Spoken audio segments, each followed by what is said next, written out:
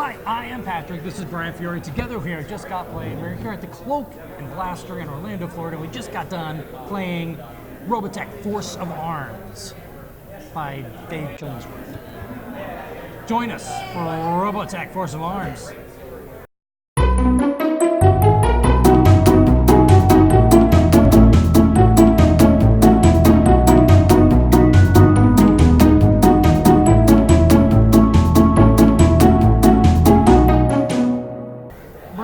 Tell us all about Robotech Force of Arms, my man. Sure, will do. Robotech Force of Arms is a two-player tactical card game in which each of the players has a fleet of ships and fighters that they're combating each other with.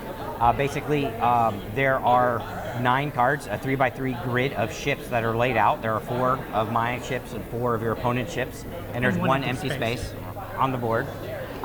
So on this grid, and then each player has a deck of 12 fighter cards, and I believe that they're identical in terms of the attack values and the defense values on the fighter ships and the special abilities that they have, which can gain you tokens for the token phase later on in the game.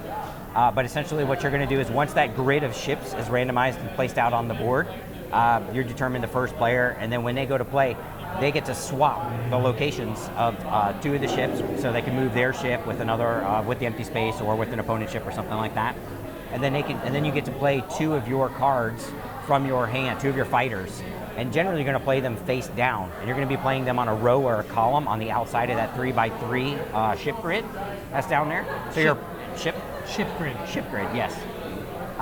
So your opponent's not going to know basically if you're using one of your attack fighters or one of your defensive fighters, if you're playing it face down. And then that's going to give benefits to the entire row or column depending on however you placed it. And on the outside of the grid, there can only ever be 2 of your cards that you're placing down, so only 2 of your fighters. However, you're going to have 2 on each row and 2 on each column.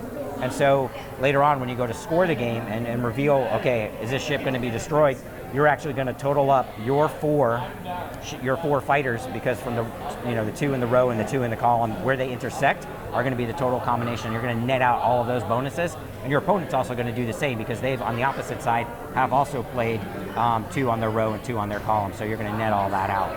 And generally it's all hidden information, but sometimes there's cards that have special abilities that if you play it face up, then you can gain some kind of tokens, like the spy tokens or the ship lock tokens that prevent other players from moving ships around.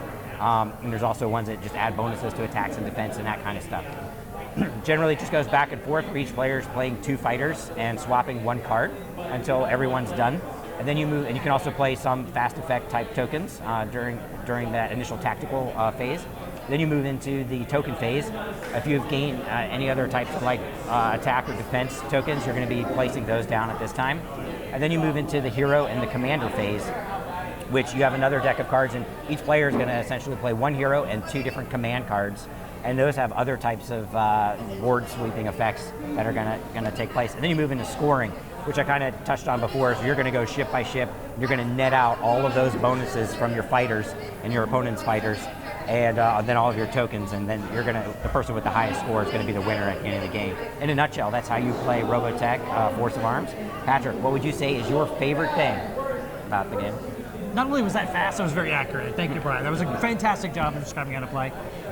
I was going to say IP, but instead, what I'm going to say, the thing I like the most about it is this game is a tried and true tested mechanism, and it's designed well.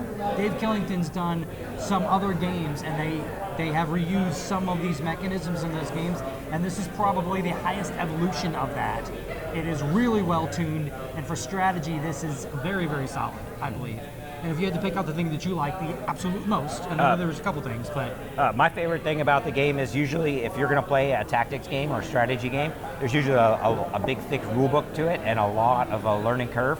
And this one, there's not much of a learning curve, and there's still a lot of strategy to get up and going. So it's that ratio of strategy to not a whole lot of learning curve to get up and going. So, but if you had to pick the thing that you like the least, what would you say it was? I would also say that us knowing how to play those other games, probably it's different enough to where we still had to look at the rulebook and read the rulebook, and it's only like 5 or 6 pages, so you're dead on with that too.